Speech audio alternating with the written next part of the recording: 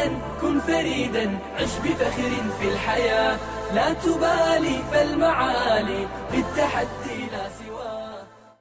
People before us passed us this baton, and in the 20th century it was a hard leg of the race. There were cramps, there was the fierce opposition. It was not easy to be a Muslim in the 20th century in many places on this earth.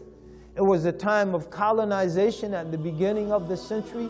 It was a time of nationalist and secularist, socialist, communist regimes who inherited the states that were carved out by the colonizers. There was open war on Muslim culture, customs, belief were denigrated, ridiculed. It was difficult to be a Muslim. But despite all of those hardships, that baton was put in our hand. Are we going to drop it? Are we going to pass it on? If we're going to pass it on, you're going to have to run with strength. Malcolm ran with strength. Malcolm ran with strength, and Malcolm was one of the people that passed us that baton. And he passed it on with the blood, with his blood, not with his words, with his blood. You're going to drop it, or you're going to get in the race, run hard, and pass it on to those after you? That is the question before us. So Allah Ta'ala is telling us it's going to be some hard times. It's not always going to be easy. And Allah is going to show who believes. فَلَيَعْلَمُ اللَّهُ الَّذِينَ آمَنُوا. Malcolm believed. وَيَتَّخِذَ مِنْكُمْ شُهَدَاءَ. And take martyrs from your ranks. And we said at Jummah, not murderers.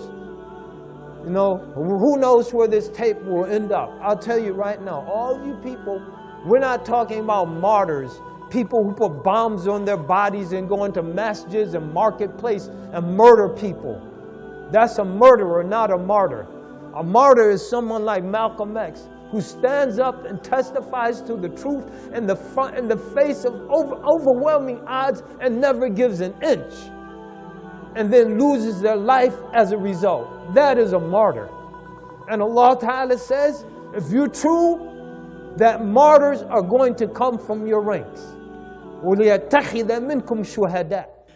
And Malcolm gladly accepted what Allah Subhanahu wa Ta'ala described. Because people came to Malcolm, they said, Malcolm, listen, we'll take you to Africa, we'll hide you. That's a big continent. There's a lot of places to hide. But Malcolm said no.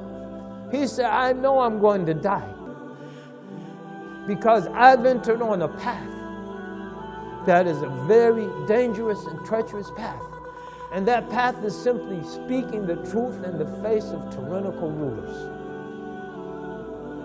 Afdalul jihad, kalimatu haq inda sultanin ja'ir.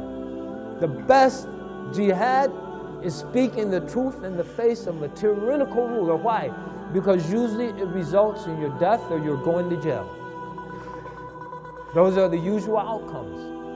You know, you go to a battlefield somewhere, usually you'll come back alive.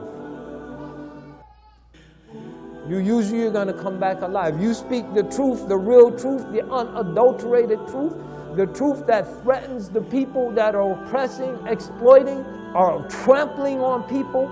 The truth that if it is embraced by the masses of the people in their exploitation, in their diabolical exploitation and oppression, that truth will usually lead you to jail or lead you to your grave. And Malcolm said, I'm going to speak the truth. I don't want to go hide in Africa.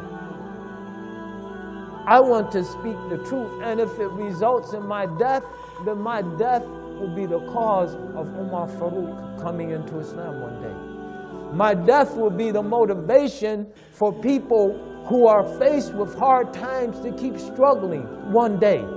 My death will be the inspiration for generations who will come after me. And if I do not give my life for this struggle, then those people who will come into Islam inspired by my example will not come into Islam. Those people who will struggle and take up that baton and run that hard race and pass it on to those after them will not enter into the race. If I do not give my life, I must die for what I believe in.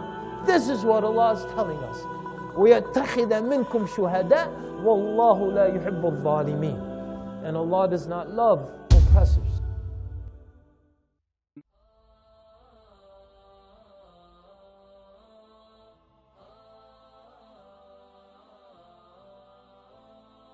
كن سعيدا كن فريدا عش بفخر في الحياة لا تبالي فالمعالي بالتحدي لا سواه